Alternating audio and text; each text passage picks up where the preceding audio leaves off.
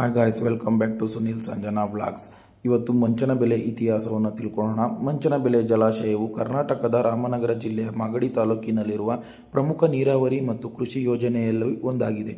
ಕಾವೇರಿ ನದಿಯ ಉಪನದಿಗಳಲ್ಲಿ ಒಂದಾದ ಅರ್ಕಾವತಿ ನದಿಗೆ ಅಡ್ಡಲಾಗಿ ಈ ಅಣೆಕಟ್ಟನ್ನು ನಿರ್ಮಿಸಲಾಗಿದೆ. ಇದು ಬೆಂಗಳೂರಿನಿಂದ ಸುಮಾರು 40 ಕಿಲೋಮೀಟರ್ ಹಾಗೂ ಮಾಗಡಿಯಿಂದ 15 ಕಿಲೋಮೀಟರ್ ದೂರದಲ್ಲಿದ್ದು ಸಾವನದುರ್ಗ ಬೆಟ್ಟದ ಸಮೀಪದಲ್ಲಿದೆ. ಮಾಗಡಿ ಮತ್ತು ಸುತ್ತಮುತ್ತಲಿನ ಗ್ರಾಮೀಣ ಪ್ರದೇಶಗಳ ಕೃಷಿ ಭೂಮಿಗೆ ನೀರಾವರಿ ಸೌಲಭ್ಯ ಒದಗಿಸುವುದು ಹಾಗೂ ಮಳೆಯ ಅಭಾವದ ಸಮಯದಲ್ಲಿ ಕುಡಿಯುವ ನೀರಿನ ಅಭಾವವನ್ನು ನೀಗಿಸುವುದು ಇದರ ಮುಖ್ಯ ಉದ್ದೇಶವಾಗಿತ್ತು.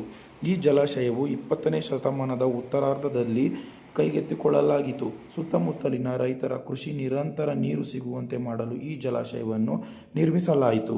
ಇದು ಮುನ್ನೆಚ್ಚರಿಕೆ. ಜಲಾಶಯದ ನೀರಿನಲ್ಲಿನ ರಭಸವನ್ನು ಮತ್ತು ಪ್ರವಾಹ ಮತ್ತು ಆಳವಾದ ಗುಂಡಿಗಳು ಇರುವುದರಿಂದ ಇಲ್ಲಿ ಈಜುವುದು ಅಪಾಯಕಾರಿ ಹಾಗೂ ನಿಷೇಧಿಸಲಾಗಿದೆ.